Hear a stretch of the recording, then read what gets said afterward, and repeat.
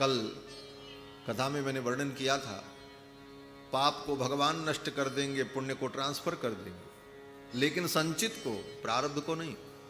संचित और प्रारब्ध में अंतर यह है कि अनंत अनंत जन्मों में हमने जो पाप किया वो तो संचित है, वो स्टॉक है, आपका बैलेंस है, लेकिन उसमें से जितना लेकर के भोगने के लिए ये शरीर मिला है, पूरा तो बहुत ज्यादा है, लेकिन उसमें से जितना लेकर के इस जीवन में हम आए हैं पाप पुण्य को भोगने के लिए, उतने अंश का नाम प्रारब्ध है, उतना अंश प्रारब्ध है।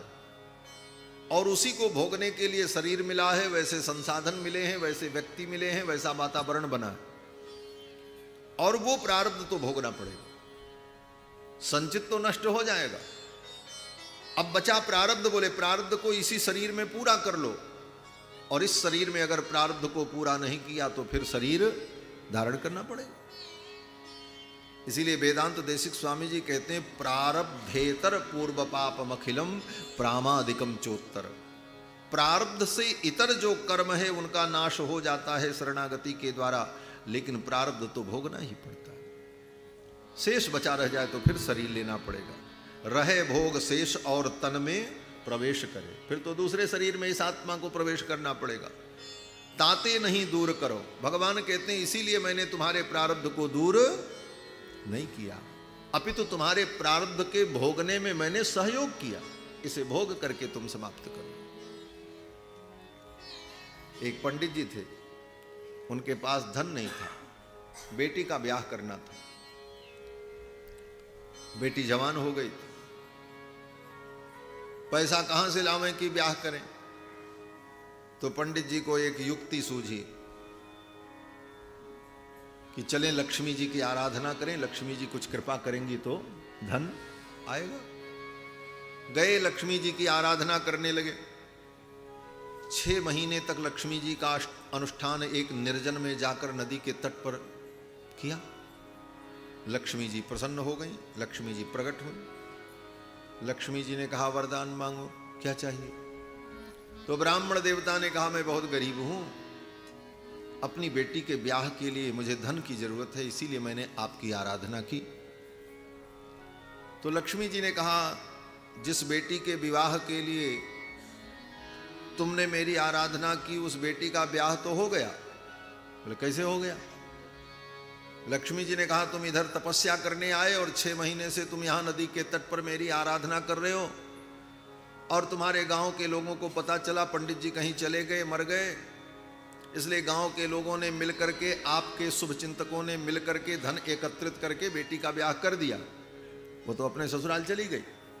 पंडित जी ने कहा तब फिर कोई बात नहीं, मैं तो बेटी के ब्याह के लिए ही आपसे प्रार्थना करने आया था, लेकिन जब बेटी का ब्याह हो गया तो हमको अब कुछ नहीं चाहिए, मैं तो आपको प्रणाम करता हूं। लक्ष्मी जी ने कहा ऐसे नहीं चलेगा, अब तुमने ये कर्म किया है तो इस कर्म का फल भी भोगना पड़ेगा। पंडित जी ने कहा हमको नहीं चाहिए, हम तो बेटी के ब्याह के लिए आपसे कुछ चाहते थे और ब्याह तो हो ही गया, अब हमें कुछ जरूरत नहीं। लक्ष्मी जी ने कहा इतने दिनों तक मेरी तुमने आराधना की है, ये निष्फल नहीं होगा, इसका फल तुम्हें भोगना पड़ेगा। पंडित जी ने कहा क्या फल होगा। लक्ष्मी जी ने कहा 6 महीने तक राजा के पद पर रह करके राज सुख तुमको भोगना पड़ेगा। क्यों, मेरी आराधना की, मैं राजलक्ष्मी हूं। पंडित जी ने कहा अरे हम राजा वजा नहीं बनेंगे। बोले नहीं, अब तो तुम्हें इस कर्म का फल भोगना ही पड़ेगा। पंडित जी बड़े चक्कर में पड़े, लक्ष्मी जी तो अंतर्धान हो गई कह करके। अब पंडित जी ने सोचा है कहाँ हम अपना धर्म कर्म छोड़ करके चलें, राजगद्दी पर बैठेंगे और 6 महीने में क्या क्या होगा, क्या क्या लीला ठाकुर दिखाएंगे। मन में बड़ी व्यथा हुई और सोचने लगे मैं कैसे राजा बनूंगा, कोई हमको राजा क्यों बनाएगा, ये लक्ष्मी जी ने क्या कहा। बात जब समझ में नहीं आई तो पंडित जी ने सोचा एक उपाय, चल करके राजमहल में राजा का हम अपमान कर दें, फिर तो राजा हमें कारागार में बंद कर देगा और चुपचाप कारागार में पड़े रहेंगे, न कहीं के राजा बनेंगे, न राज भोगेंगे, भजन करते रहेंगे, प्रसाद मिल ही जाएगा। पंडित जी पहुंचे, राजा दरबार में बैठा था, सिंहासन लगा था, उसका दरबार चल रहा था। पंडित जी पहुंचे और पहुंचते ही अपना जूता उतारा और उतार करके राजा को फेंक करके मारा। जूता से मारा जब राजा को, संजोग से जूता जब उधर से आया तो राजा साहब ने अपना सिर ऐसे कर लिया और जूता जाकर के पीछे सिंहासन में लगे हुए छत्र के डंडे में लगा, वो छत्र का जो डंडा लगा था, और उसी डंडे में एक नागिन घूम रही थी, सर्पिणी। आज राजा का काल सर्पयोग था। अब वो जाकर के जूता उस नागिन के शरीर पर लगा, वो छटक करके दूर गिरी और छटपटाने लगी, मर गई। राजा ने देखा ये सर्प और ये पंडित जी का आना और जूता बहाना और ये सांप का मरना, ये सब क्या घटना है। राज पुरोहित बुलाए गए, ज्योतिषी बुलाए गए, विचार करो इस पे। तो राज पुरोहित ने, ज्योतिषियों ने राजा की कुंडली देखी और कहा, महाराज आपके 2 ग्रह मंगल और राहु विपरीत थे। आज मार्केश का प्रबल योग था, लेकिन उस योग के साथ साथ यह भी था कि अगर कोई संत पधारे और संत की कृपा हो जाएगी तो ये योग टल जाएगा। और ये संत पधारे, इनकी कृपा भई, आपका योग टल गया। अब तो राजा सिंहासन छोड़ करके दौड़ा। महाराज आपने तो मेरे प्राण की रक्षा की, आए थे अपमान करने की, राजा हमको जेल में डालेगा, अब तो राजा ही दंडवत करने लगा। राजा ने कहा, महाराज आपने मेरे प्राण की रक्षा की। पंडित जी ने कहा, अरे हमको जेल में डालो, मैंने तुमको जूता मारा, भरी सभा में जूता फेंक करके मारा। राजा ने कहा, महाराज आप ब्राह्मणों की जूती, आपके पादारविंद, आपकी पादुका तो हम राजाओं के सिर की शोभा बनती है, आपने तो मेरे ऊपर करुणा की, कृपा की। अब तो पंडित जी बोले तो कौन उनकी सुने, अब तो राजा साहब जो कह रहे हैं वही सब सुन रहे। राजा साहब ने कहा, पधारो। लेकर के आए, बोले आपकी कृपा से मेरा प्राण बचा, अब तो आप ही राजा हो। और ले जा करके राजा ने अपनी गद्दी पर महाराज को बैठा दिया। अरे भाई हम राजा हो जा नहीं है, ब्राह्मण है। अरे बोले बैठो महाराज, जबरदस्ती बैठाए, उठने ही नहीं दिया। राजा चरणों में बैठ गया, चरण प्रक्षालन किया, चरणामृत लिया, सेवक लोग चंवर डुलाने लगे। थोड़ी देर बाद धीरे धीरे पंडित जी को भी आनंद आने लगा, वाह। और राजा खूब सेवा करे, महाराज इन्होंने मेरा प्राण बचाया।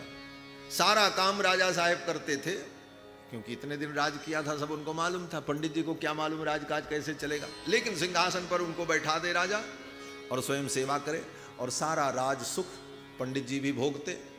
जो कुछ राजा के लिए आवे पहले महाराज के चरणों में अर्पित हो, फिर महाराज जो कह दें तो राजा साहब उसको जिसको देना लेना हो कर देते थे। ऐसे ही चलने लगा। अब महाराज कहीं भी जाएं तो पंडित जी को अपने साथ ससम्मान लेकर के जाएं, आप साथ में ही चलो, आप ही तो मेरे प्राण रक्षक हो। जितना सम्मान राजा का उतना ही सम्मान पंडित जी का। अब तो पंडित जी को भी धीरे धीरे आनंद आने लगा, राज सुख भोगने लगे। लक्ष्मी जी का वचन, किए गए कर्म कभी व्यर्थ नहीं होते, उसका फल तो भोगना ही पड़े। 6 महीने जब बीत गया, एक दिन महाराज जंगल में शिकार खेलने गए थे, साथ में ये भी गए थे, पंडित जी भी। लेकिन ये तो शिकार उकार नहीं करते थे, राजा अपने मृगया धर्म का पालन करते थे, लेकिन साथ में रहते। रात्रि में वस्त्रावास लगा और रात्रि में वहीं जंगल में विश्राम की व्यवस्था हुई। जिस शिविर में महाराज सोए थे उसी शिविर में बगल में पंडित जी का भी आसन लगा था। अब राजा के साथ रहते रहते पंडित जी भी एक तलवार तो कम से कम रखते ही थे साथ में, क्योंकि राजा के स्वरूप में रहना है तो ठाट बाट तो वही होना चाहिए। अब जब सोए थे तब तक रात्रि में कोई सांप निकल करके जंगल से आया और शिविर में घुस गया, और वो सांप पंडित जी को दिख गया। राजा तो सो रहा था और वो सांप राजा की ओर ही जा रहा था। पंडित जी ने सोचा ये सांप अगर वहां गया तो जाकर के इस राजा को काट लेगा। राजा ने मेरी इतनी सेवा की है, मुझे भगवान जैसे पूजता है, इसकी रक्षा करनी चाहिए। पंडित जी ने अपनी तलवार खर्र से निकाली और उस सांप को मारने चले, तब तक सांप तो भाग गया, राजा की नींद खुल गई। राजा ने देखा पंडित जी तलवार ताने हुए। राजा ने सोचा ऐसा क्यों? ओ, इस ब्राह्मण की बुद्धि बिगड़ गई, इसके मन में विकार आ गया। 6 महीने सिंहासन पर बैठा करके मैंने इसकी पूजा की तो ये सोचने लगा कि मेरा राज्य सदा के लिए निष्कंटक हो जाए, इसीलिए एकांत पा करके आज ये मुझे मार देना चाहता था। जब मारना चाहते थे तब राजा ने सोचा कि मेरे ऊपर करुणा की, और आज जब सही में करुणा कर रहे थे, बचाने जा रहे थे, तो राजा ने समझ लिया मुझे मारने जा रहे। राजा ने कहा तुम मेरी हत्या करना चाहते थे। पंडित जी ने कहा नहीं, वो सांप आया था, मैं उसे मारने जा रहा था। बोले कहीं सांप ओप नहीं है, ये आपकी दुर्विसंधि थी। अब पंडित जी क्या उत्तर देते? राजा ने कहा अपने सिपाहियों से, कुछ भी हो, एक बार इन्होंने मेरे प्राण की रक्षा की है, इसलिए मैं इनको मृत्युदंड नहीं दूंगा, लेकिन इनको ले जाओ, मेरे नगर से बाहर छोड़ दो, नगर से निष्कासित कर दो। राजा ने पंडित जी को नगर से बाहर निष्कासित कर दिया। जब बाहर पंडित जी पहुंचे और नदी के किनारे घूमते हुए जा रहे थे, तब तक लक्ष्मी जी प्रकट हो गईं मुस्कुराते हुए, और पंडित जी ने प्रणाम किया। लक्ष्मी जी ने कहा देखा, यही कर्मों का फल है, अगर तुमने कर्म किया है तो उसे भोगना पड़ेगा। अवश्यमेव भोक्तव्यम कृतम कर्म शुभाशुभम, ना भुक्तम क्षीयते कर्म जन्म कोटि शतैः। 100 करोड़ जन्म बीत जाए लेकिन कर्मों का फल भोगना पड़ेगा। इसलिए जब भोग आवे तो उसे भोग लेना चाहिए, उससे बचने का प्रयास मत करो, बल्कि उस भोग को हम सुविधा पूर्वक कैसे भोग लेंगे इसका उपाय कर लेना चाहिए। कि भाई कोई दुख हुआ तो उस दुख को सहन करें, अधिक है तो कुछ ऐसी औषधि लें जिससे हमारा दुख कम हो, लेकिन उस भोग को भोगना ही पड़ेगा। इसीलिए संतों ने कहा कि विपत्ति नहीं रघुबर की दाया, और भोग भोगाए छोड़ावत माया। जीवन में विपत्तियां आती हैं, दुख आता है, तो यह भी भगवान की कृपा है। उस भोग को भोगा करके भगवान तुम्हें कर्म बंधन से मुक्त कर रहे हैं, तुम्हारे कर्म का भगवान निस्तारण कर रहे हैं। इसीलिए भगवान ने माधवदास जी से कहा कि अगर ये भोग आप नहीं भोगोगे तो ये बचा रह जाएगा, और फिर इसे बाद में भोगना पड़ेगा। रहे भाग सिस और तने प्रवेश कर, आते नहीं दूर करो, इसे नाले तारी है। भोग सिस और तन में प्रवेश कर, आते नहीं दूर करो, इसे नाले तारी है। ताते नहीं दूर करो, इसे नाले तारी है। ताते नहीं दूर करो, इस ताले तारी है। भगवान ने कहा इसीलिए मैंने अपनी ईशता को छोड़ करके आपके भोग को पूर्ण कराने के लिए सब कुछ किया। तो माधवदास जी ने कहा जब भोग हमको भोगना ही था तो आपने अपनी ईशता क्यों छोड़ी? मैं अपना भोग भोग लेता। अरे ज्यादा से ज्यादा यही होता कि दुख भोगते भोगते अधिक दुख होता तो शरीर छूट जाता, भोग पूर्ण होता, शरीर तो एक दिन छोड़ना ही है। ये आपने क्यों किया? तब भगवान ने मुस्कुराते हुए एक बहुत बड़ी बात कही। भगवान जगन्नाथ ने कहा माधवदास आप बात ठीक कहते हो, लेकिन मैंने अपनी ईशता को छोड़ करके आपकी सेवा इसलिए की कि संसार में मेरे भक्तों की हंसी न हो, मेरे भक्तों का लोग उपहास न करें। क्यों? बोले दुनिया यही कहेगी बड़े महात्मा बने थे, जिन भगवान के भरोसे अपना घर परिवार छोड़ दिया, आज वो भगवान भी काम नहीं आए। मेरे भक्त का उपहास होगा, लोग यही कहेंगे भक्तों के जीवन में कोई उनको पूछने वाला नहीं, भक्तों के आगे पीछे कोई नहीं होता। बोले भक्तों के आगे पीछे भगवान होते, कोई न पूछे फिर भी भगवान पूछते। भगवान ने सोचा मेरे भक्त का कोई अपना नहीं है दुनिया में, इस प्रकार का अपयश हो ये मुझे अच्छा नहीं। बहु बात सांची या की गांस एक और सुनो, साधु को न हंसे को यह मैं विचारी। मेरे साधु के ऊपर कोई हंसे न, इसलिए मैंने ऐसा विचार। यही काम भगवान ने कर्माबाई के साथ किया। कर्माबाई मर गई तो कोई रोने वाला नहीं। भगवान ने सोचा दुनिया में लोग मरते हैं तो उसके परिवार के लोग रोते, मेरी भक्ता कर्मा मर गई और कोई रोएगा नहीं तो दुनिया में लोग यही कहेंगे कर्मा का कोई था ही नहीं। और जिसके जगदीश हो वो अनाथ हो, जिसके नाथ जगन्नाथ हो वो अनाथ हो, ऐसा तो हो ही नहीं सकता। फिर तो भगवान कर्माबाई की कुटिया में जाकर के रोज रोते रहे। 10 दिन तक रोए ठाकुर जगन्नाथ। ये तो पुराणों की कथा है, प्राचीन कथाएं। हमारी अयोध्या में एक घटना, हमारे पुराने आश्रम के सामने एक आश्रम है, राजसभा आश्रम। वहां के पूज्य भागवताचार्य स्वामी जी महाराज थे, बड़े अद्भुत महापुरुष, बड़े विद्वान। जब चलते थे तो उनके साथ संतों की जमात चलती थी। 25-50 साधु, वैष्णव महात्मा, भंडारी, रसोइया सब चलते थे। भगवान चलते थे और भगवान के चलने के लिए एक ऊंट था। उसी ऊंट के ऊपर भगवान को पधरा दिया जाता था। ऊंट चलता था और बाकी संत लोग पैदल यात्रा करते। उस ऊंट ने 20 वर्ष भगवान की सेवा की। एक दिन बीमार हुआ वो ऊंट और मर गया। जब मर गया तो लोगों ने कहा महाराज ऊंट मर गया जो सेवा करता था, अब उसको दफनाया जाए। जब उसे ले जाने की तैयारी होने लगी तो स्वामी जी ने कहा रोक दो। रोका गया। फिर उस ऊंट के पास बैठ करके स्वामी जी स्वयं रोए। बहुत देर तक रोते रहे। उसके बाद उसे पुष्प समर्पण करके माला पहना करके उसके शरीर को विदा किया। लोगों ने कहा महाराज आप इतने बड़े ज्ञानी होकर एक संसार के पशु के लिए रोए, विद्वान होकर के ऊंट के लिए। स्वामी जी ने कहा ऊंट के लिए मैं नहीं रोया, मुझे रोना इसलिए आया कि इस भगवान की सेवा करता था, भगवान का भक्त। और भगवान के भक्त के पीछे कोई उसका अपना न हो, उसके मर जाने पर कोई रोने वाला न हो, ये तो भगवान की भक्ति का अपमान होगा। इसलिए स्वामी जी महाराज उस ऊंट के लिए रोए।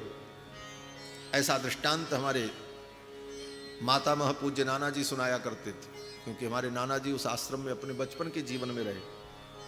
तो ऐसे ऐसे महापुरुष, तो भगवान ऐसी दिव्य लीलाएं अपने भक्तों के लिए करते हैं।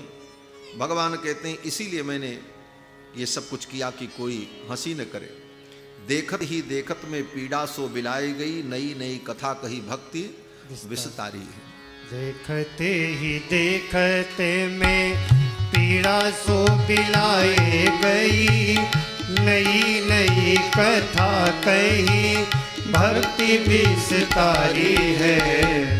देखत ही देखत में पीड़ा सो बिलाई गई, नई नई कथा कही भक्ति विस्तारी है।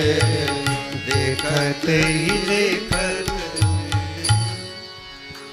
प्रियादास जी कहते हैं देखते देखते 1-2 दिन में सारी पीड़ा दूर हो गई, माधवदास जी स्वस्थ हो गए। देखत ही देखत में पीड़ा सो बिलाए गई।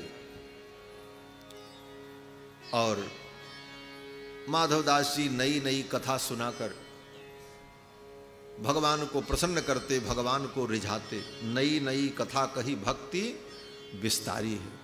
खूब भगवान के दिव्य ललित चरित्रों का वर्णन करते माधवदास जी। भगवान की निकुंज लीला का वर्णन, राधा प्रेम लीला, राधा प्रेम परीक्षा लीला, ग्वालिन झगड़ो लीला, ये सब माधवदास जी की रचनाएं हैं। ग्वालिन से भगवान का कैसे कैसे झगड़ा होता है ब्रज में, ऐसी ललित लीलाओं का माधवदास जी ने अपने पदों में वर्णन किया और गा गा करके भगवान को खूब रिझाया। अब तो धीरे धीरे माधवदास जी की कीर्ति और बढ़ गई महाराज। दिनों दिन माधवदास जी की कीर्ति जब बढ़ने लगी तब माधवदास जी को अच्छा नहीं लगा। प्रियादास जी कहते हैं कि कीरति अभंग देखी भिक्षा को आरंभ कियो, दियो का हो बाई पोता की जत चलाई के।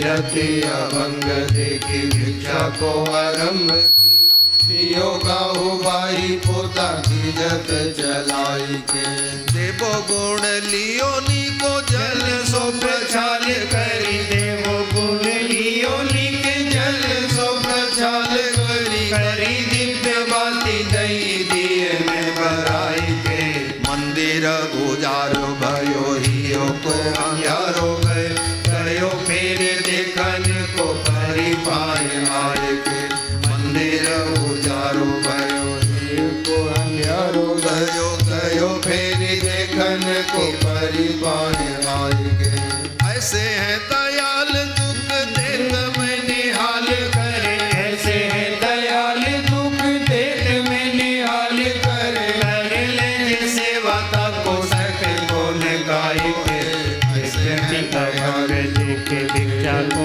आरंभ की कियो काहू भाई पोता की जत चलाई कियो कोई पोता की जत चलाई अपनी अभंग कीर्ति को देखकर, अखंड कीर्ति को देखकर माधवदास जी को बड़ा संकोच होने लगा। जहां जाएं वहीं लोग दंडवत प्रणाम, और लोग भाव में कहीं भी लौट जाएं दंडवत प्रणाम करें। अब तो माधवदास जी को बड़ा संकोच होने लगा। तो माधवदास जी ने सोचा अब मैं कुछ ऐसा करूं कि मेरी कीर्ति घट जाए। तो माधवदास जी ने प्रतिज्ञा की अब ज्यादा साधु बनने की और दिखाने की चेष्टा जो थी ये बंद करो। किसी के द्वार पर जाकर के कुछ मांग करके खा लेंगे और चुपचाप एकांत में भजन करेंगे, ऐसा नियम बनाए। और भिक्षा मांगने लगे। भिक्षा को आरंभ कियो। आज तक कभी भिक्षा नहीं मांगी थी, लेकिन आज भिक्षा मांगने इसीलिए चले कि मेरी कीर्ति थोड़ी कम हो जाए। लोग कह रहे माधवदास भिखारी, वही माधवदास भिखारी, तो मेरी कीर्ति कम हो जाएगी। इस भाव से माधवदास जी भिक्षा मांगने के लिए गए। और भिक्षा मांगने भी किसके घर जाएं? जो प्रेम से दे उसके घर न जाएं। जो भिक्षा के साथ साथ दो चार फटकार सुनावे, गाली सुनावे, उसके दरवाजे जाते। भिक्षा मांगने की विधि भी है। 4 आश्रम हैं, ब्रह्मचर्य, गृहस्थ, वानप्रस्थ, सन्यास, जिसमें गृहस्थ को छोड़कर 3 आश्रम भिक्षा पर ही चलते हैं। ब्रह्मचारी भी भिक्षा मांगता है, भवति भिक्षाम देहि, जब उपनयन होता है तो भिक्षा मांगता है, और फिर भिक्षा मांग करके गुरु को निवेदन करता है और अध्ययन करता है। तो ब्रह्मचर्य आश्रम में भी भिक्षा प्रधान है, और वानप्रस्थ आश्रम में भी भिक्षा, और सन्यासी भी भिक्षा मांगता है। बल्कि वानप्रस्थ आश्रम में भिक्षा की अनिवार्यता नहीं है। अगर कोई साधन न हो तब वो भिक्षा मांग सकता, अन्यथा वो स्वयं जाकर के कंदमूल इत्यादि संग्रह करके ले आवे और वन में रहकर वानप्रस्थी भजन करे। भिक्षा तो केवल 2 आश्रम के लिए, ब्रह्मचर्य और सन्यास। लेकिन दोनों की भिक्षा में अंतर है। ब्रह्मचारी भिक्षा मांगे, लेकिन ऐसे व्यक्ति से भिक्षा मांगे जो उसे सम्मान पूर्वक भिक्षा दे। ब्रह्मचारी को ऐसे गृहस्थ के द्वार पर जाकर के भिक्षा मांगनी चाहिए जो सम्मान पूर्वक उसको भिक्षा दे, उसकी पूजा करे, उसको तिलक लगावे, प्रणाम करे और उसको भिक्षा दे। ब्रह्मचारी को सम्मान पूर्वक भिक्षा लेनी चाहिए। क्यों? बोले ब्रह्मचारी किसी के दरवाजे पर भिक्षा लेने जाएगा और किसी ने उसका अपमान कर दिया, बोले अरे भिखारी आ गया, चलो चलो भीख मांग रहे हो, इतने जवान हो, 15 साल की तुम्हारी उम्र है, 14 साल की, तुम तो मेहनत भी कर सकते हो, भीख मांग रहे हो। इस तरह का शब्द और अपमान अगर उस ब्रह्मचारी को सुनने को मिल गया तो उसकी ब्रह्मचर्य व्रत की निष्ठा खत्म हो जाएगी। वो कहेगा छोड़ो ये सब काम, वेदाध्ययन की उसकी रुचि नष्ट हो जाएगी। इसलिए ब्रह्मचारी ऐसे जगह भिक्षा मांगे जहां पर सम्मान से उसे भिक्षा मिले। और सन्यासी आत्म कल्याण चाहने वाला संत, फकीर, सन्यासी, बोले ये कहाँ भिक्षा मांगे? बोले इनको ऐसी जगह भिक्षा लेनी चाहिए जहां उन्हें अपमान पूर्वक भिक्षा मिले, तिरस्कार पूर्वक भिक्षा मिले। क्यों? बोले बार बार जब तिरस्कार होगा तो संसार से वैराग्य दृढ़ होगा, मजबूत हो। इसीलिए सन्यासी को तिरस्कार पूर्वक भिक्षा लेनी चाहिए। तो माधवदास जी जानबूझ करके ऐसे लोगों के दरवाजे पर जाते जो उनका तिरस्कार करते, जो कोई दो चार उल्टी बात सुना दे, लेकिन ये भी बड़े गजब द्वार पर खड़े ही रहते थे, जब तक उससे ले नहीं लेते थे तब जाते नहीं थे। भावना ये थी कि ये कुछ देगा तो इसका भी कल्याण हो जाएगा, भले तिरस्कार पूर्वक दे।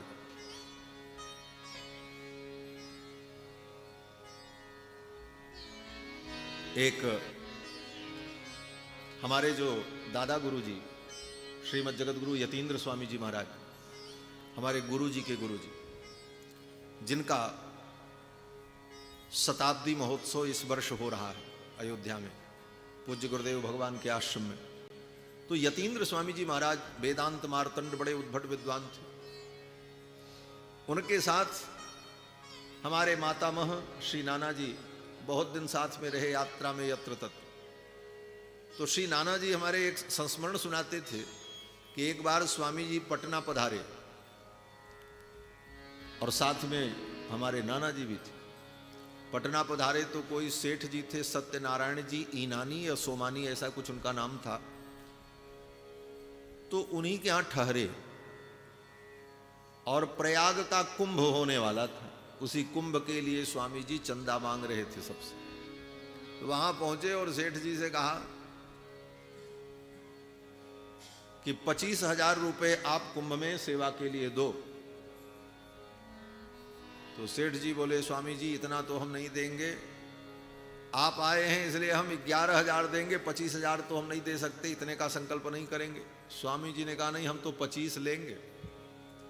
बोले महाराज आप साधु होकर के ऐसी जिद, हम तो 11,000 ही देंगे। यतीन्द्र स्वामी जी अपना त्रिदंड लेकर के उसी के यहां रुक गए। बोले जब तक तुम 25,000 दोगे नहीं हम जाएंगे नहीं यहां से, लेके जाएंगे। अड़ गए। सेठ ने भी सोचा कि महात्मा ही हैं, अब जब इतनी जिद कर रहे हैं तो देना ही चाहिए। फिर अंत में सेठ जी ने 25,000 दिया कुंभ की सेवा। तो हमारे नाना जी ने पूज्य स्वामी जी से कहा स्वामी जी काहे को ये 15,000 रुपए के लिए आप इतना रगड़ कर रहे हैं, चलिए कोई दूसरा दे देगा। तो स्वामी जी ने कहा देखो हम तो साधु हैं, साधु का क्या मान क्या सम्मान क्या अपमान, लेकिन मैं जबरदस्ती इससे मांग करके ले जाऊंगा और संतों की सेवा में प्रयाग कुंभ में भंडारा में लगाऊंगा तो इसकी भी बुद्धि शुद्ध हो जाएगी, इसका भी कल्याण हो जाएगा और अपना भी काम हो जाएगा। भाई धन जिसका पुण्य उसका। साधु महात्मा पुण्य थोड़ी चाहते, साधु महात्मा तो केवल धर्म का प्रचार चाहते हैं और उसमें जो सहयोग करता है धन की सेवा, तन की सेवा, मन की सेवा, पुण्य उसको होता है। साधु ने तो अपने पुण्य पाप को सबको ठाकुर के चरणों में समर्पित कर दिया, वो पुण्य पाप से उपरत है, वो पुण्य पाप के लिए कुछ करता ही नहीं है, वो तो केवल अपने भगवान के लिए करता है। लेकिन समाज का कल्याण हो। स्वामी जी ने कहा कि इससे हम लेकर के जाएंगे, भगवान की सेवा में लगाएंगे, संतों की सेवा में कुंभ में लगाएंगे तो इसको भी पुण्य की प्राप्ति होगी, इसका कल्याण हो जाएगा, इसके परिवार का कल्याण होगा। इस भावना से लेते थे और लेकर के गए वहां। तो संतों का यही स्वभाव है, किसी से कुछ जिद करें, हठ भी करें तो ये मान लेना चाहिए शायद इसी में मेरा कल्याण। माधवदास जी ऐसे व्यक्ति के द्वार पर जाते जो कुछ देना न चाहे और उससे भी जबरदस्ती ले लेते थे, कुछ तो इससे ले, इसका भी कल्याण होगा। और माधवदास जी पहुंच गए एक बाई के घर। वो बाई बड़ी कर्कशा थी महाराज, साधु महात्माओं को तो 4 फटकार सुनाती थी और उसके द्वार पहुंचे मांगने के लिए। कुछ नहीं दिया उसने, डांट करके भगा दिया। बोले जाओ बाबा दूसरा घर देखो। 2-4 बार बोले, नहीं दिया, चले गए माधवदास। दूसरे दिन फिर उसके घर पहुंचे। अरे बाबा तुम फिर आ गए। फिर 2-4 फटकार सुनाई और उसने भगा दिया। माधवदास जी फिर चले गए। तीसरे दिन फिर उसके द्वार पे पहुंचे भीख मांग। ये भी कम नहीं, माधवदास जी ने कहा इससे कुछ न कुछ तो मुझे लेना है, तभी इसकी बुद्धि शुद्ध हो। अब महाराज तीसरे दिन जब पहुंचे माधवदास जी, वो बाई अपने घर में पोता लगा रही थी। लोगों के कच्चे घर होते हैं तो मट्टी से लीपे जाते, चूल्हे को मट्टी से लीपा जाता। तो जिस कपड़े को भिगो करके कपड़े से मिट्टी का लेप कर रही थी, पोता लगा रही थी, पूरे हाथ में मिट्टी सना, और वो सड़ा हुआ कपड़ा गंधाता हुआ मिट्टी में भीगा रहता, उसी से पोता लगा रही थी। बाबा माधवदास पहुंचे और माधवदास जी ने कहा मैया कुछ दे दे। देखा, अरे बाबा तू फिर आ गया, तू ऐसे नहीं मानेगा। अब तो गुस्से में आई और वही पोता जो हाथ में ली थी वही फेंक करके मारा माधवदास जी। चप्प से वो मिट्टी से भीगा हुआ, पानी से भीगा हुआ पोता, पोतने का कपड़ा, वो आ करके मुंह पर जब गिरा, मट्टी से मुंह सन गया। उस पोतना को माधवदास जी ने हाथ में ले लिया और लपेट करके अपनी झोली में रखा। बोले मैया तू बड़ी उदार है, आज तो तूने कुछ तो दिया, कुछ तो दिया। और उस पोतना को लेकर के माधवदास जी महाराज चल पड़े। कीरति अभंग, कीरति अभंग देगी भिक्षा को आरंभ कियो। कीरति अभंग देगी भिक्षा को आरंभ कियो। दियो काहू बाई पोता की जत चलाई के। दियो काहू बाई पोता की जत चलाई के। हाँ दियो काहू बाई पोता की जत चलाई। खींच करके उस बाई ने पोता चला करके मारा। माधवदास जी ने ले लिया। बोले चलो अच्छा हुआ, कुछ तो देने की प्रवृत्ति तेरे अंदर आई। अभी तक तू गाली दे रही थी, आज तूने पोता दान किया है, कल कुछ और करेगी, अब धीरे धीरे सुधर जाए। ऐसा सोचकर माधवदास जी उस कपड़े को लेकर के आए और पानी में धोया खूब धीरे धीरे। खूब मुलायम हो गया था क्योंकि बहुत दिनों से सड़ गया था पानी में भीगते भीगते। बड़े प्रेम से धो करके उसको सुखाया और सुखाने के बाद उस सूती कपड़े की सुंदर बत्ती बनाई दीपक में जलाने वाली, और बत्ती बना करके दीपक में लगाया और दीपक जलाया। जगन्नाथ भगवान को प्रकाश किया, जगन्नाथ की आरती उतारी। अब जब दीपक में वो बत्ती लगी और जली, उसका प्रकाश हुआ, तो उस पुण्य का फल ये हुआ कि उस बुढ़िया मैया की बुद्धि में भी प्रकाश हो गया, उसका मन भी बदल गया, उसके जन्मांतर के पाप नष्ट हो गए, हृदय में ज्ञान का प्रकाश उदय हो गया।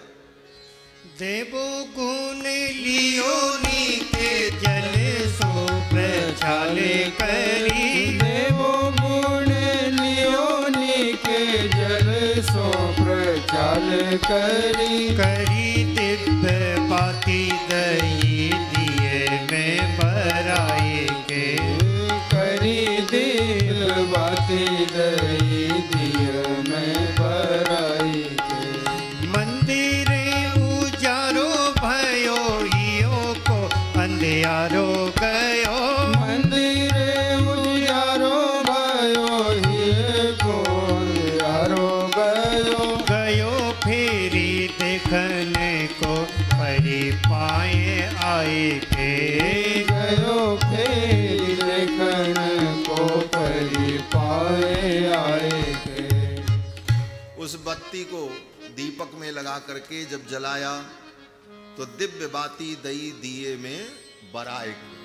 दिया में लगा करके उस बत्ती को जब बारा जलाया तो मंदिर उजारो भयो, मंदिर में उजाला हुआ और भयो ही को अंधियारो गयो। जिस बाई ने वो कपड़ा फेंक करके मारा था उसके हृदय का जो अंधकार था वो समाप्त हो गया, उसकी भी बुद्धि शुद्ध हो गई। बाद में वो सोचने लगी महात्मा अच्छा है, बड़ा सहनशील है। रोज मैं उसे गालियां देती थी, फटकारती, कभी उसको मैंने एक रोटी का टुकड़ा भी नहीं दिया, और आज तो मैंने उसे पोते का कपड़ा फेंक करके मारा। इसके बाद भी महात्मा को क्रोध नहीं आया। और महात्मा प्रसन्न होकर के चले गए आशीर्वाद देते हुए। यही सोचती रह गई, रात भर वो जगती रही, उसे नींद नहीं आई। संतों के प्रति उसके हृदय में अपार प्रेम प्रकट हो गया। संत इतने उदार होते हैं, इतने सहनशील होते हैं, इतने अनुभवी होते हैं। अब तो सोचने लगी, महाराज फिर आ जाते मेरे द्वार पर, तो आज मैं उनका चरण पकड़ लेती, उन्हें प्रणाम करती, उनकी आरती उतारती। और इधर माधवदास जी ने भी सोचा कि उस बाई ने कपड़ा फेंक करके मुझे मारा, कपड़ा दिया, उस कपड़े की मैंने बत्ती लगाई, उसके जीवन में भी परिवर्तन होगा। चलो आज देखते हैं क्या उसका स्वभाव कुछ बदला। और माधवदास जी फिर उस बुढ़िया के द्वार पर पहुंच गए। और जब पहुंचे, गए फिर देखन को परी पाए आई के। जब गए देखने के लिए तो माधवदास जी को देखते ही बेचारी रोती हुई दौड़ी आई और माधवदास जी के चरणों में पड़ गई। बोले, महाराज मुझे क्षमा कर दो, मैंने आपको बड़े कटु वचन कहे, अपशब्द कहे। फिर तो माधवदास जी ने उसको भक्ति का उपदेश दिया और वह भी भगवान के भजन में लग गई।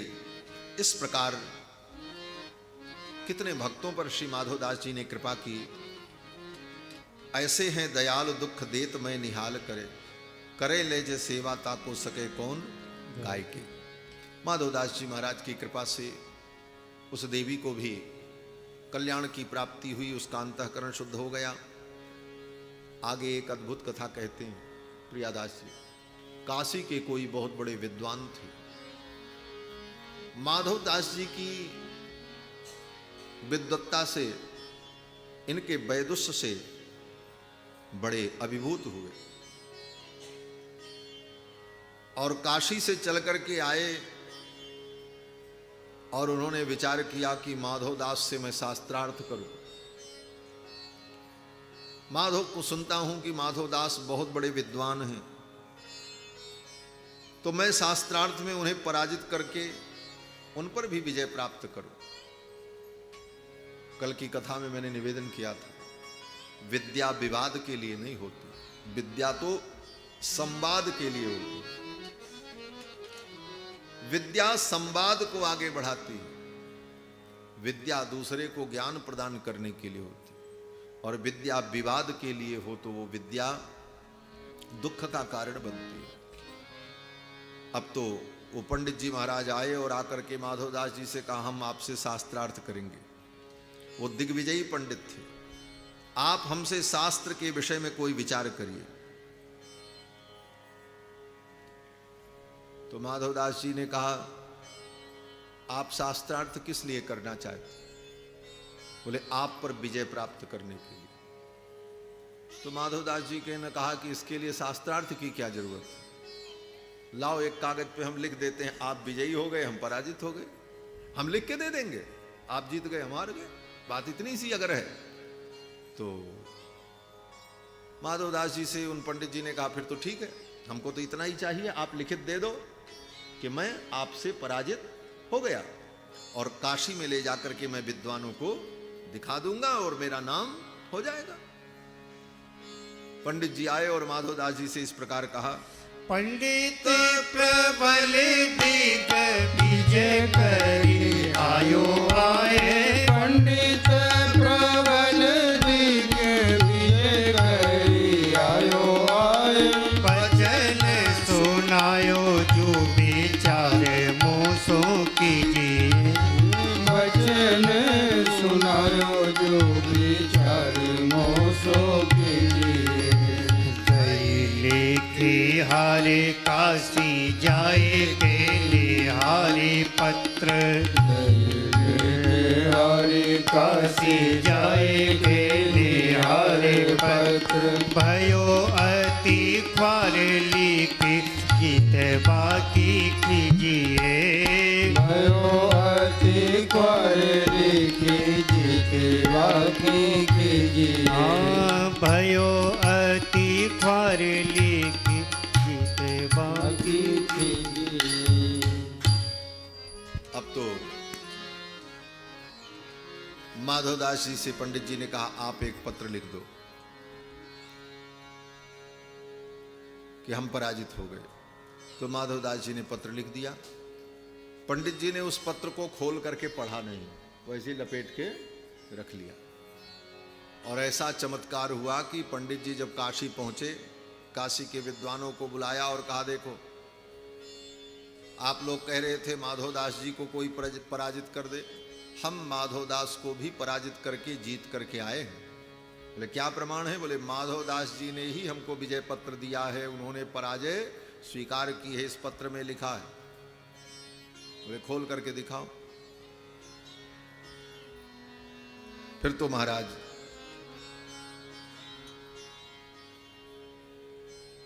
पत्र खोल करके जब पंडित जी ने दिखाया तो उस पे लिखा था कि काशी के पंडित जी माधवदास से पराजित हो गए। उल्टा ही लिखा था। भगवान ने ऐसी लेखनी बदल दी। अब जब पंडितों ने पढ़ा, बोले अरे क्या कहते हो, आप तो पराजित होकर के आए। बोले नहीं, हम विजयी होकर आए, इसमें लिखा है हम विजयी हुए। बोले पढ़ो।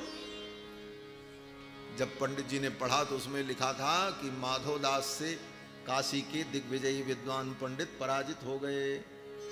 अब तो पंडित जी को बड़ा गुस्सा लगा, हमसे गलती हो गई, हमको चिट्ठी खोल के देखना चाहिए था वहां पर, हमने देखा नहीं। अब तो पंडित जी फिर काशी से चल करके आए और कहा इस बार शास्त्रार्थ होगा और मैं पराजित करूंगा आपको, और लिखित तो लेकर के जाऊंगा ही, लेकिन मेरी एक और शर्त होगी। माधवदास जी ने कहा क्या शर्त होगी? माधवदास जी तो संत थे, बोले पंडित जी जैसे भी प्रसन्न हो, इनकी हर शर्त ठीक है। माधवदास जी ने कहा क्या शर्त होगी? तो काशी के पंडित ने कहा लिखित लेकर के जाऊंगा कि आप पराजित हुए और आपको एक गधे पर बैठा करके पूरे नगर में घुमाया जाएगा, जूते की माला पहना करके, कि आप पराजित हुए हैं और पराजित पंडित को जूते की माला पहनाकर गधे पर बैठा करके नगर में घुमाया जाएगा। प्रियादास जी महाराज कहते हैं, फेरी मिली माधव जू को वैसे ही हरायो एक, फेरी मिली माधव जू को वैसे ही हरायो एक, हरे को मांगायो कहीं चढ़ो जब दीजिए, हरे को मांगायो कहीं चढ़ो जब दीजिए, हरे को मांगायो कहीं चढ़ो जब दीजिए। पंडित जी ने एक गधा मंगाया और कहा इस गधे पर बैठा करके आपको घुमाया जाएगा और जूतों की माला पहनाई जाएगी। बोलो जूती बांधो कान, गयो सुनी न्यान यान, जगन्नाथ जी तेल चढ़ायो वाकोरी की। बोलो जूती बांधो कान, गयो सुनी न्यान यान, जगन्नाथ जी तेल चढ़ायो वाकोरी की। पंडित जी ने कहा अब ये जूता की माला पहनो और गधे पर बैठो।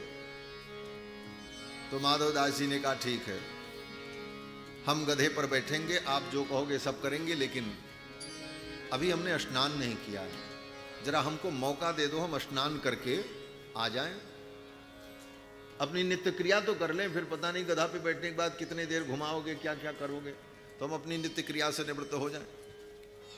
तो पंडित जी ने कहा हाँ ठीक है, जल्दी से आप नित्य क्रिया से निवृत्त हो गए आओ।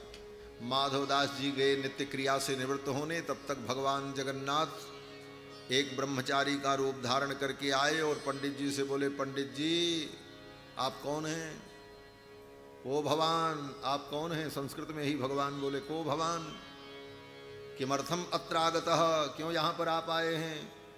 अब तो पंडित जी चौंके, ये बालक संस्कृत में पूछ रहा है। पंडित जी ने भी संस्कृत में उत्तर दिया, बोले हम शास्त्रार्थ करने के लिए आए। भगवान ने कहा कि वो तो मेरे गुरु जी हैं, गुरु जी से शास्त्रार्थ बाद में करना, पहले मुझसे शास्त्रार्थ करो। भगवान ही, अब भगवान जब शास्त्रार्थ करने के लिए आ गए, जगन्नाथ भगवान ही ब्राह्मण का रूप धारण करके आए, बोले माधवदास जी मेरे गुरु जी हैं, मैं उनका शिष्य हूँ, मैं तो कहीं किसी जरूरी काम से चला गया और आपने मेरे गुरु जी को परेशान किया, पहले मुझसे शास्त्रार्थ करो। और उसके बाद भगवान जब शास्त्रार्थ करने लगे, अब भगवान से शास्त्रार्थ में कौन जीते? जो साक्षात शास्त्र की मूर्ति हैं, शास्त्र योनित्वात् वेदांत में जिसको शास्त्र योनि कहा, वेदांत ब्रह्म सूत्र में भगवान को शास्त्र योनि कहा, शास्त्र ही जिनकी योनि है, सारे शास्त्र चारों वेद जिनके श्वासभूत हैं, जाकी सहज श्वास श्रुति चारी, सो हरि पढ़ यह कौतुक भारी। वो भगवान, उन भगवान ने जब शास्त्रार्थ किया तो पंडित जी तो 2 ही मिनट में पराजित हो गए, कोई उत्तर नहीं। और जब पराजित हो गए तब भगवान ने कहा, अब पंडित जी अब ये शर्त बदली जाएगी, अब ये जूते की माला आपको पहनाई जाएगी और इस गधे पर आपको बैठा करके पूरी जगन्नाथपुरी में घुमाया जाएगा। फिर तो जगदीश भगवान ने उन पंडित जी को ही गधे पर बैठाया, माला पहनाई और घुमाया। महाराज भीड़ लग गई। तब तक माधवदास जी स्नान करके लौटे, देखा ये तो लीला ही बदल गई महाराज। प्रियादास जी लिखते हैं कि बोल्यो जूती बांधो कान गयो सुनी ज्ञान यान, जगन्नाथ जी तेले चढ़ायो बागोरी। बोल्यो जूती बांधो कान गयो सुनी ज्ञान यान, जगन्नाथ जी तेले चढ़ायो बागोरी। जगन्नाथ जी तेले चढ़ायो बागोरी, जगन्नाथ जी तेले चढ़ायो बागोरी। जगन्नाथ जी आ गए और जगन्नाथ जी ने राजा को, पंडित को जीत लिया। जगन्नाथ जीते और ले चढ़ायो वाकोरी जिए, और उसी पंडित को गधे पर बैठाया और घुमाया मारा। माधवदास जी ने भगवान की इस लीला को देखा। फिर तो आगे माधवदास जी की कथा है कि माधवदास जी के मन में हुआ, एक बार वृंदावन की यात्रा करें। वृंदावन के ठाकुर ही तो यहां जगदीश बन करके विराजमान हैं। सुभद्रा प्राणनाथाय जगन्नाथाय मंगलम। ब्रजेंद्र नंदन भगवान श्री कृष्ण ही जगदीश हैं, और बड़े भैया दाऊ जी बलभद्र, बहन सुभद्रा। तो माधवदास जी को इच्छा हुई कि ब्रज की यात्रा करें और ब्रज की लीला को गावें, और ब्रज की लीला को गाते भी थे माधवदास जी। ब्रज में भगवान ने जो जो लीला की, रास लीला, भगवान की माखन चोरी लीला, चीरहरण लीला, भगवान की इन विविध लीलाओं को अपने भाषा में पद में गा करके भगवान को रिझाते थे। तो रोज तो गाते थे, एक दिन गाते गाते मन में आया जहां पर ये लीलाएं हुई उन स्थल का भी दर्शन करना चाहिए। ब्रज ही की लीला सब गावे नीलाचल माझ, मन भई नैनन निहारी। ब्रज ही की लीला सब गावे नीलाचल माझ, मन भई चाह जाए नैनन निहारी। मन भई चाह जाए नैनन निहारी, मन भई चाह जाए नैनन निहारी। ब्रज की लीलाओं को गाते थे। और कहाँ गाते थे? बोले नीलाचल माझ जगन्नाथपुरी। तो माधवदास जी के मन में हुआ एक बार चल करके इन आंखों से वृंदावन का हम दर्शन करें। वृंदावन प्रेम की भूमि है। यत्र प्रविष्टो सकलोपि जंतु आनंद सच्चित घनतामुपैति। वृंदावन की उस पावन प्रेम भूमि में प्रवेश करने पर प्राणी वृंदावन में जाते ही सच्चिदानंद घन हो जाता है। यत्र प्रविष्टो सकलोपि जंतु, कोई भी जीव वहां पहुंच जाए, आनंद सच्चित घनतामुपैति, आनंद सच्चित घन हो जाता है। कैसे? बोले जैसे नमक की खान में, सांभर की झील में जहां नमक होता है, सेंधा नमक, उस सांभर की झील में चाहे लोहा डाल दो, चाहे लकड़ी डाल दो और चाहे पत्थर डाल दो, सब गल करके क्या बनेगा? बोले नमक बन जाएगा। उसी प्रकार आनंद सिंधु सच्चिदानंद की पावन ब्रजभूमि लीला स्थली, वहां पर प्रवेश करने मात्र से जीव भी सच्चिदानंद घन हो जाता है। यत्र प्रविष्टो सकलोपि जंतु आनंद सच्चिद घनता मुपैति। भगवान के जितने दिव्य क्षेत्र हैं, इन क्षेत्रों का अपना महत्व है और सब प्रकार से महत्व है, लेकिन कहीं न कहीं कोई एक अद्भुत विशेषता होती है। जैसे काशी, काशी में सब कुछ है, लेकिन काशी ज्ञान के लिए प्रसिद्ध है, वो ज्ञान की नगरी। बाकी काशी में सब है, भगवान भी हैं, भक्ति भी है, भाव भी है, सेवा भी है, समर्पण भी है, धर्म भी है, लेकिन प्रधानता ज्ञान की। काशी ज्ञान की नगरी। जगन्नाथपुरी बोले यहाँ जगन्नाथपुरी में भी सब कुछ है, लेकिन ये प्रसाद की नगरी, महाप्रसाद, यहाँ एक ही महिमा, महाप्रसाद की महिमा। महाप्रसाद भी जगन्नाथ का ही स्वरूप है और यहाँ कोई महिमा नहीं, बाकी सब शास्त्र की महिमा है, लेकिन ये भूमि प्रसाद भूमि, महाप्रसाद भूमि, पुरुषोत्तम क्षेत्र। उस क्षेत्र में जो भी ग्रहण किया जाए वो सब भगवान का प्रसाद हो जाता है, ऐसा भी वर्णन है। नैमिषारण्य की भूमि बोले कथा की भूमि। नैमिषारण्य में भी सब कुछ है, लेकिन वो कथा के लिए प्रसिद्ध है। नैमिषारण्य की धरती ने जितनी कथा सुनी उतनी कथा दुनिया की किसी धरती की नहीं। अयोध्या बोले अयोध्या में भी सब कुछ है, लेकिन अयोध्या वैराग्य की भूमि। यहां बड़े बड़े बैरागी महाराज, राम जी भी कितने बड़े बैरागी, बोले छभर में अयोध्या का राज छोड़ दिया, चल पड़े। उनसे बड़े बैरागी बोले लक्ष्मण जी, उन्होंने राजपाट पत्नी सब छोड़ दिया, पीछे पीछे चल पड़े। सीता जी उनसे बड़ी बैरागिनी, सब कुछ छोड़कर चल पड़े। भरत आए, लोगों ने कहा राज्य ले लो, भरत ने कहा मुझे नहीं चाहिए, वो भी छोड़ दिए और चले गए। राम जी के वियोग में दशरथ जी ने भी सब कुछ छोड़ दिया, चले गए। वो तो वैराग्य की भूमि। अयोध्या वैराग्य की भूमि, और वृंदावन बोले वृंदावन विशुद्ध प्रेम की भूमि, प्रेम की भूमि। वहां जाने पर भगवत प्रेम की प्राप्ति होती। माधवदास जी ने सोचा चलें और चल करके वृंदावन में भगवान की दिव्य लीला स्थली का हम दर्शन करें। चले वृंदावन मग, चले वृंदावन मग, लगे एक गाँव जहाँ बाई भक्त भोजन को ल्याई चाओ भारी। चले वृंदावन मग, लगे एक गाँव जहाँ बाई भक्त भोजन को ल्याई चाओ भारी। चले वृंदावन मग, वृंदावन के लिए चल पड़े। रास्ते में एक गांव पड़ा, उस गांव में रुके और जिस बाई के घर रुके उसके यहाँ जब भोजन करने गए, बाई ने बड़े प्रेम से भोजन परोसा और माधवदास जी भोजन भोग लगाने लगे, प्रसाद लेने लगे। और जब प्रसाद लेने लगे तो बाई बेचारी रोने लगी, उसकी आंखों से टप टप आंसू झरने लगा। माधवदास जी भोजन कर रहे हैं और भोजन करने वाली बाई रो रही थी। प्रियादास जी कहते हैं कि बैठे ये प्रसाद लेत लेत दृग भरी, कहो कहा बात दुख ही को उघारिए।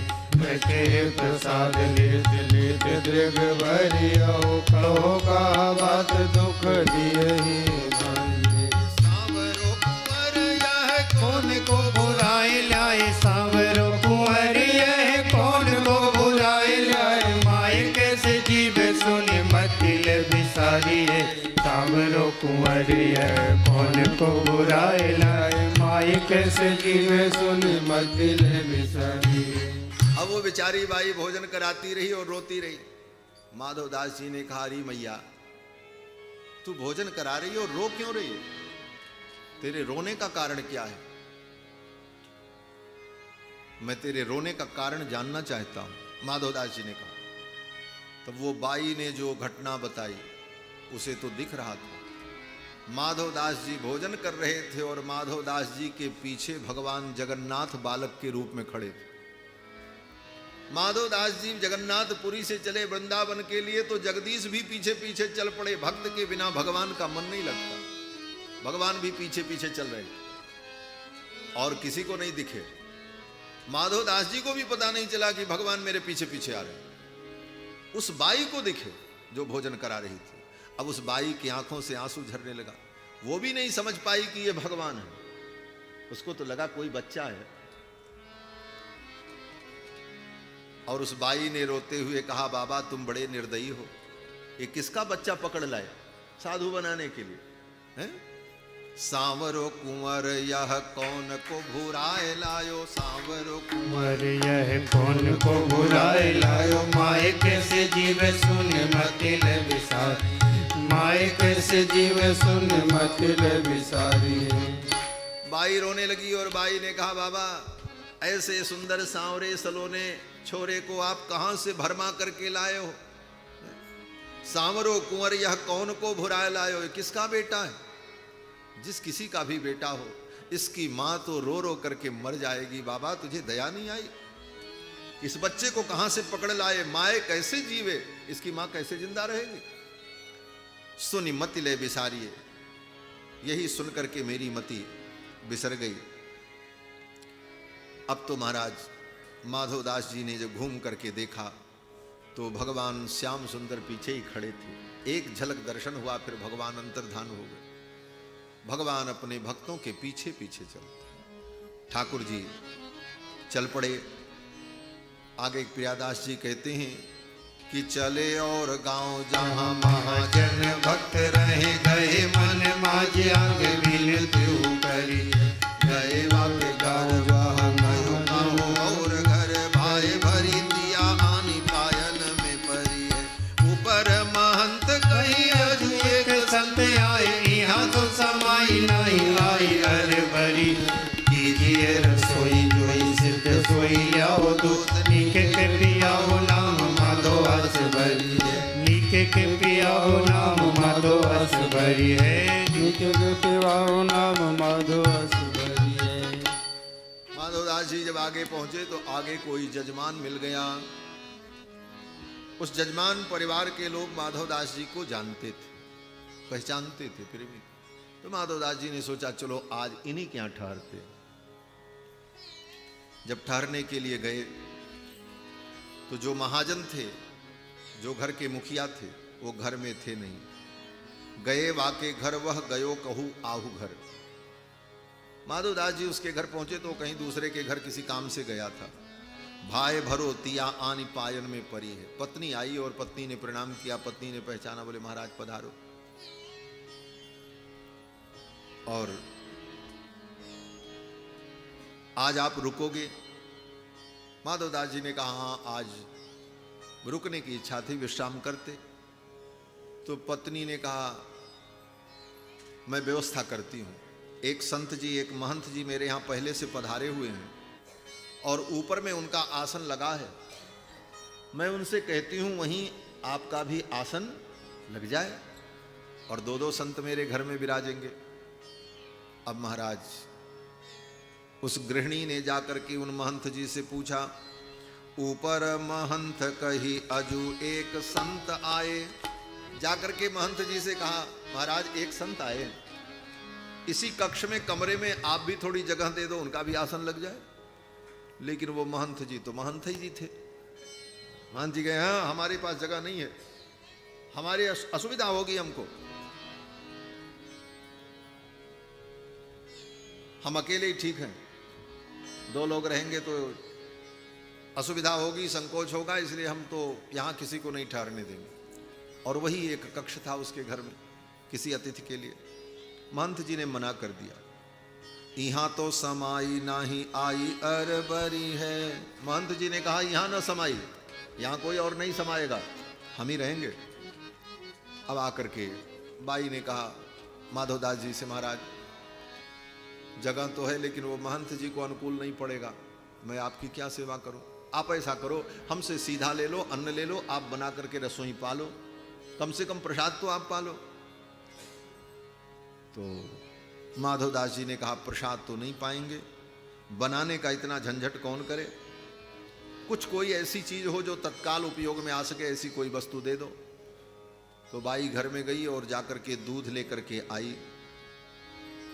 कीजिए रसोई जोई सिद्ध सोई ल्याओ दूध, नीके के पियाओ नाम माधव आस भरी है। कीजिए रसोई जोई सिद्ध सोई ल्याओ दूध, नीके के पियाओ नाम माधव आस भरी है। अब तो महाराज ला करके दूध दिया, माधवदास जी ने दूध पी लिया और चलने लगे। जब तक चले तब तक तो वो घर का मालिक आ गया। रास्ते में मिला, प्रणाम किया, बोले महाराज इधर से गुजरे, मेरी कुटिया आपने पवित्र नहीं की। माधवदास जी ने सब कुछ बताया।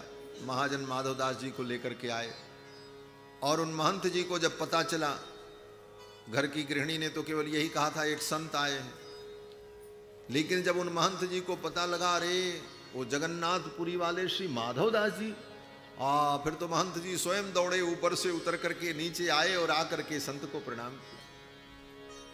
बोले महाराज हमसे बहुत बड़ी गलती हो गई। आकर के चरणों में गिर पड़े। लिए जाए पाए लपटाए सुख पाए, मिले झिले घर माझ तिया धन्य तो सो कंत है। और आकर के माधवदास जी ने कहा देवी तुम धन्य हो। इस प्रकार श्री माधवदास जी महाराज यात्रा करते हुए वृंदावन धाम पहुंचे। आवत मिलाप होय यही राखो बात गोय, आए वृंदावन जहाँ सदा ही बसंत है। आवत मिलाप होय यही राखो बात गोय, आए वृंदावन जहाँ सदा ही बसंत है। आ गए, वृंदावन पहुंच गए। अब प्रियादास जी वृंदावन की महिमा एक शब्द में कह रहे हैं। वृंदावन की विशेषता क्या है?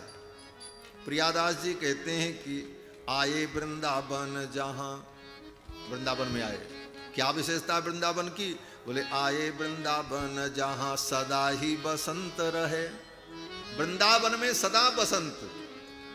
बाकी जगह तो बसंत ऋतु एक बार आती है, लेकिन वृंदावन में तो सदा बसंत है। क्यों सदा बसंत है? बोले ऋतुओं में जो बसंत है वो भगवान का स्वरूप है। ऋतु नाम कुसुमाकरः, गीता में भगवान कहते हैं ऋतुओं में मैं बसंत हूं। भगवान ने अपनी विभूति का वर्णन किया तो भगवान कहते मैं ऋतुओं में बसंत हूं। और वो भगवान वृंदावन में सदा बसते हैं, सदा रहते हैं। वृंदावनम परित्यज्य पादमेकम न गच्छति। वृंदावन छोड़ करके ठाकुर कभी कहीं बाहर जाते ही नहीं। और भगवान ही बसंत हैं, इसलिए वृंदावन में सदा बसंत ही है। आए वृंदावन जहां सदा ही बसंत है। और क्यों बसंत है? क्योंकि वृंदावन में भगवान की नित्य रास लीला होती है। और भगवान की जब रास लीला होती है तो बसंत ऋतु आ जाता है। जयदेव कवि ने अपने गीत गोविंदम में जब वर्णन किया तो कहते हैं बसंते वासंती। भगवान की जब रसिक लीलाएं होती हैं तो कोई भी ऋतु हो, चाहे जेठ हो, चाहे बैसाख हो, चाहे अगहन हो, चाहे माघ हो, ऋतु तो बसंत ही आएगी। बिना बसंत ऋतु के भगवान की कोई रसिक लीला होती ही नहीं। इसलिए उस समय भी बसंत ऋतु आ गई। और गोस्वामी तुलसीदास जी महाराज ने भी इसका संकेत किया रामचरितमानस में। भगवान जब पुष्प वाटिका में पहुंचे, पुष्प वाटिका का प्रसंग बड़ा रसिक प्रसंग है। श्री जी का, किशोरी जी का प्रथम दर्शन भगवान को वहां हो रहा है और किशोरी जी भगवान को पहली बार देख रहे हैं अवतार लीला में।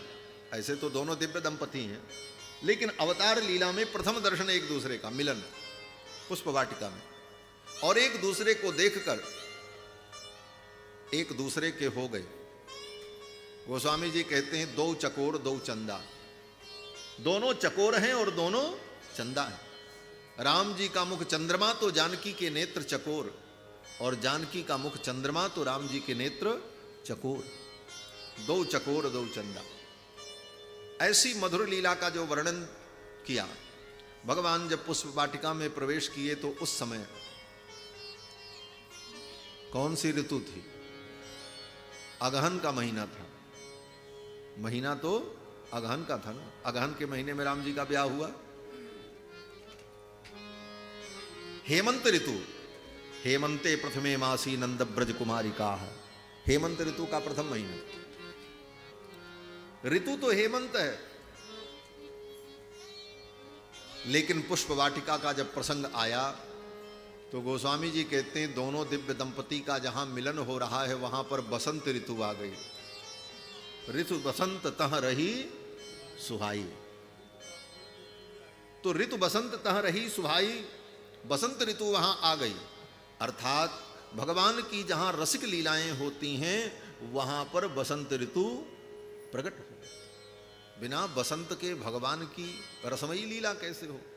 इसलिए बसंत का आगमन। और वृंदावन में तो सदा रसमयी लीला होती, इसलिए वृंदावन में सदा बसंत ही रहता है, वहां दूसरी ऋतु होती ही नहीं, जहां पर सदा बसंत ऋतु। और बसंत का एक अर्थ यह भी है, बस अंत, बसंत बस अंत। क्या अंत? बोले वृंदावन में जो कृष्ण बसते हैं बस वही अंत, उसके आगे कुछ नहीं। कृष्णात् परम किमपि तत्व महम न जाने। कृष्ण से परे आगे कुछ नहीं है। अंतिम तत्व, परम तत्व अगर कोई है तो वो कृष्ण है। कृष्णात् परम किमपि तत्व महम न जाने, बस अंत, ये बसंत है। तो कृष्ण ही बसंत हैं और कृष्ण की लीला हो और बसंत ना हो। इसीलिए प्रियादास जी महाराज कहते हैं कि आए वृंदावन जहां सदा ही बसंत रहे। वृंदावन में सदा बसंत रहे। और वृंदावन में जब आए तो वृंदावन को देख करके बड़े मगन हुए श्री माधवदास जी महाराज। देखी देखी वृंदावन मन में मगन भय गए, श्री बिहारी जू के चना तहाँ पाए हैं। गए वृंदावन मन में मगन भय गए, श्री बिहारी जू के चना तहाँ पाए। बड़े मगन हुए, बिहारी जी का दर्शन किया। कौन से बिहारी जी? बोले श्री बांके बिहारी जी का दर्शन करने गए। श्री हरिदास जी महाराज के उपास्य ठाकुर श्री बांके बिहारी। माधवदास जी ने जाकर के जब बांके बिहारी जी का दर्शन किया तो बांके बिहारी जी के दरबार में चने मिल गए। और जब चना मिला तो चना को लेकर माधवदास जी जमुना के तट पे आए और उसी चना को बांके बिहारी जी को भोग लगाया। और भोग लगा करके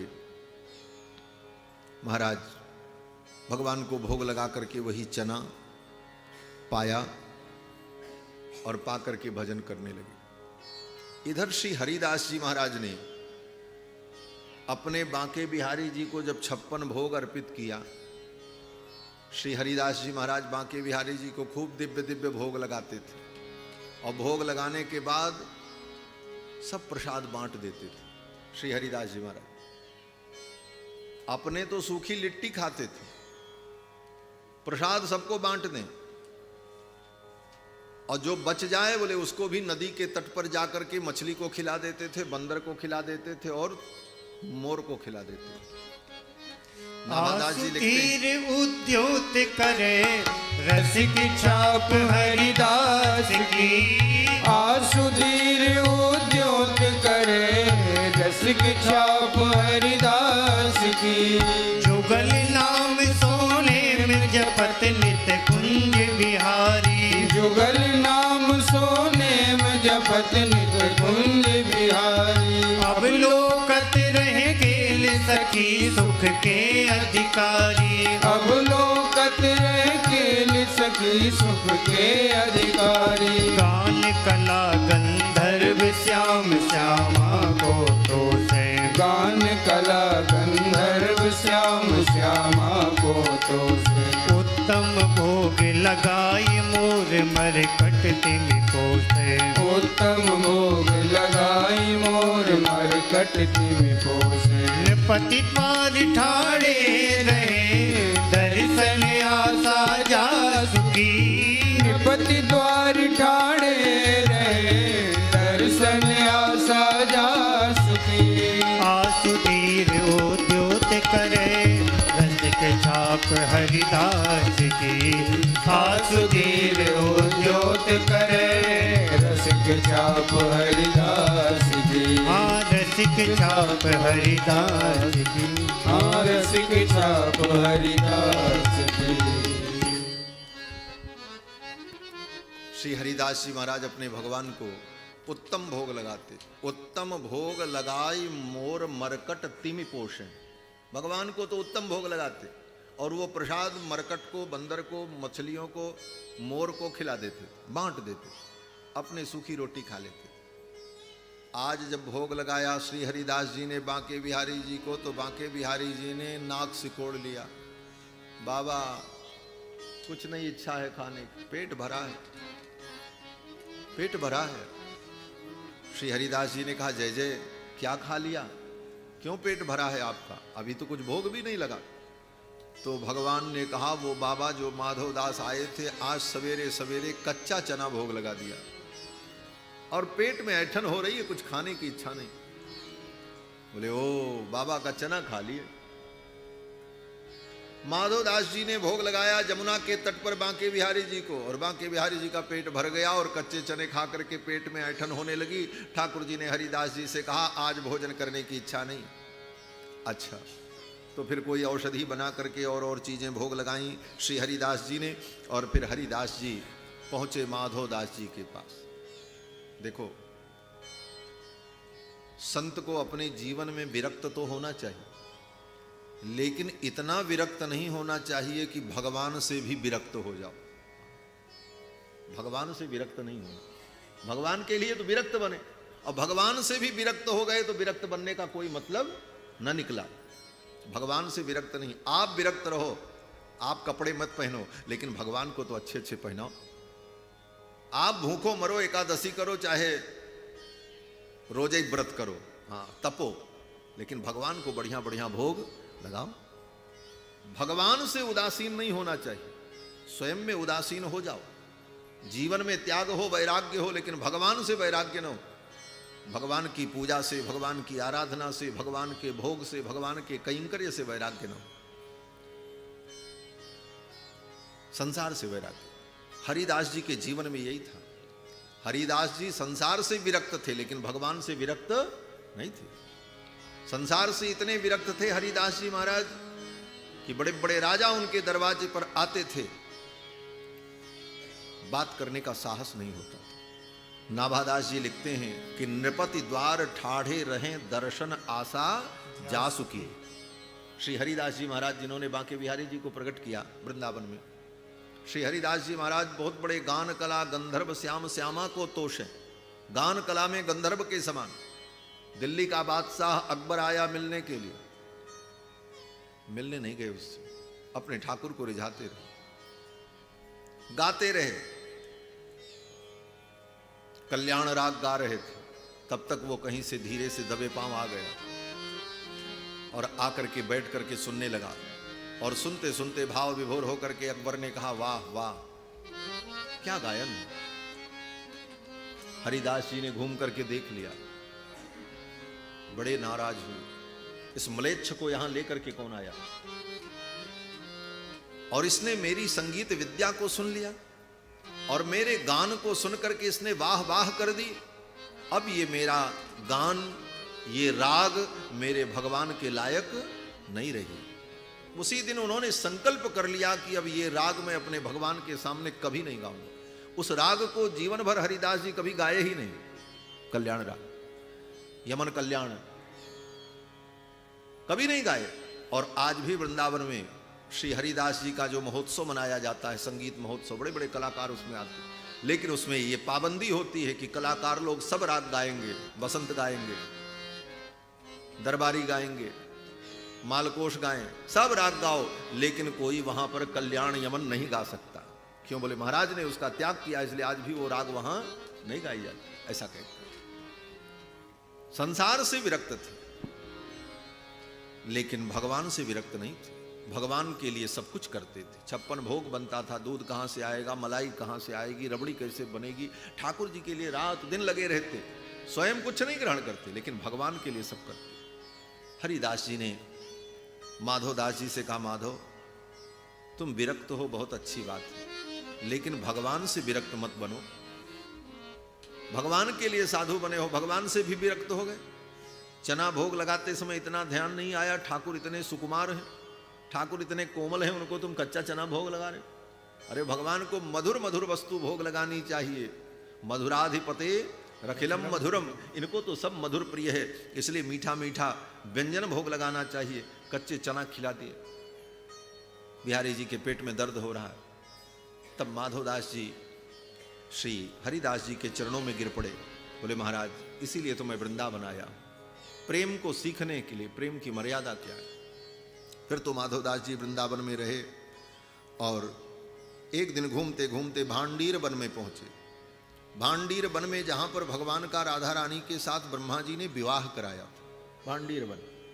भांडीर वन में पहुंचे, वहां एक महात्मा थे खेमदास जी, उन्हीं के साथ ठहरे। रात्रि में भोजन की कोई व्यवस्था नहीं थी। खेमदास जी कहीं से खीर लाए थे तो छुप करके अकेले में वो खीर पाने लगे। बोले इनको भी देंगे तो हमारा पेट नहीं भरेगा। वो महात्मा अकेले बैठ करके खेमदास खीर पाने लगे। माधवदास जी ने देख लिया तो ठाकुर जी ने ऐसा चमत्कार किया कि जब वो खीर पाने चले तो देखते क्या है, बोले खीर में बड़े बड़े कीड़े दिखाई पड़ गए। बड़े बड़े कीड़े दिखाई पड़ने लगे खीर में। अब तो खेमदास जी डर गए, ये क्या हुआ।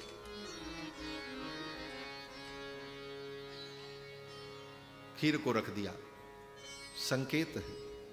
तो कीड़े क्यों दिखाई पड़े, बोले मानो भगवान उपदेश करते हैं, देखो जो अपने लिए कुछ बनाता है और अकेले अकेले खा लेता है वह व्यक्ति पाप को खाता है। क्या खाता है, पाप खाता है। गीता में भगवान कहते हैं भुंजते ते त्वघम पापा ये पचन्त्यात्म कारणात्। जो अपने लिए भोजन बनाता है और बना के अकेले अकेले खा लेता है वो क्या खाता है, पाप खाता है। बनाओ, अपने लिए मत बनाओ, भगवान के लिए बनाओ। और फिर भगवान को पवाने के बाद आपके साथ जो भगवान के भक्त हों उनको पवाओ, अपने भी पाओ। लेकिन केवल अपने लिए, अपने स्वार्थ से जिसने रसोई की, भोजन बनाया और अपने गटक गया, बोले वो व्यक्ति पाप खाता है। ये भगवान गीता में कहते हैं यज्ञ शिष्टासिनः संतो मुच्यन्ते सर्वकिल विषयी।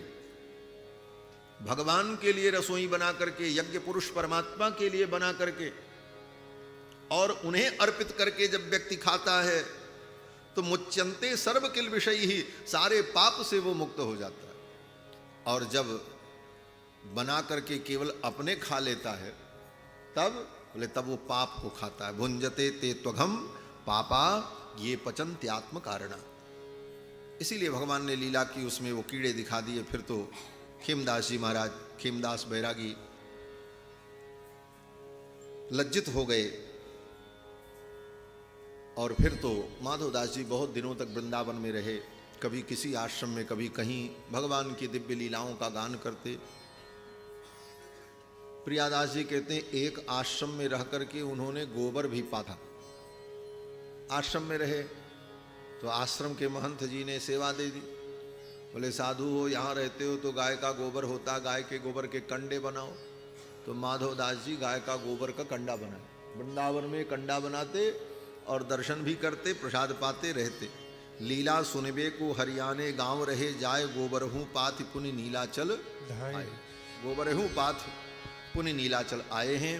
फिर माधवदास जी घूम करके वृंदावन का दर्शन करके, हरियाणा के किसी गांव में हो करके और कहाँ कहाँ दर्शन करके, फिर माधवदास जी महाराज लौट करके नीलाद्रिनाथ भगवान के सन्निधि में आए। और फिर आकर के यहीं जगन्नाथ भगवान की सन्निधि में रह करके उन्होंने अपना शेष जीवन व्यतीत किया। और इस प्रकार से माधवदास जी के ऊपर भगवान ने बड़ा ही अनुग्रह किया और अपनी अद्भुत लीलाओं का भगवान ने दर्शन कराया।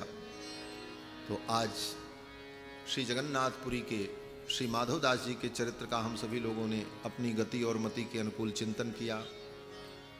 आज इस सत्र का विश्राम दिवस है। भक्तमाल की कथा तो अनंत है महाराज, वर्षों तक चलती रहे। कितने भक्त हैं, एक दो भक्त हैं, सूर, कबीर, रहीम, रसखान, मीरा, जयदेव कवि, बिल्व मंगल जी, एक से एक भक्त हैं। नामदेव जी, ज्ञान देव जी, सोपान देव जी, और जो सतयुग के भक्त हैं उनकी कथाएं।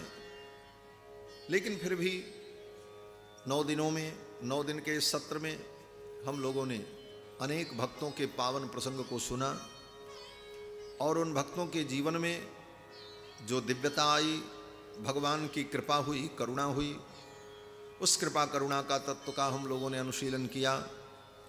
तो जगन्नाथ भगवान के चरणों में हम सब लोग यही प्रार्थना करें, हे जगदीश, हमारे जीवन में भी ऐसी कृपा करो, आपके चरणों की अनन्य भक्ति मिले, आपके चरणों में हमारा अनुराग बढ़े। भवे भवे यथा भक्ति पादयोस्तव जायते तथा कुरुस्व देवेश नाथस्त्वन्नो यतः प्रभु। हे प्रभु, आपके चरणों में मेरी भक्ति हो, यही जगन्नाथ भगवान से मांगो, क्योंकि हमारे भगवान शंकर भी यही मांगते हैं। बार बार बर मांगहूँ हरस देव श्री रंग, पद सरोज अनपायनी भक्ति सदा सतसंग। भगवान की भक्ति मिले और संतों का संग मिले, यही भगवान से मांगना चाहिए, और ये मिल गया तो सब कुछ मिल जाएगा। तो जगन्नाथ भगवान से यही प्रार्थना करें। और इस कार्यक्रम में आए हुए समस्त भक्तों के लिए, श्रद्धालुओं के लिए इस व्यासपीठ से हम मंगल कामना करते हैं। उन सब के लिए आशीर्वाद, जगन्नाथ भगवान की कृपा आपको प्राप्त हो, आपके जीवन में भगवान की भक्ति बढ़े, संतों की कृपा प्राप्त हो।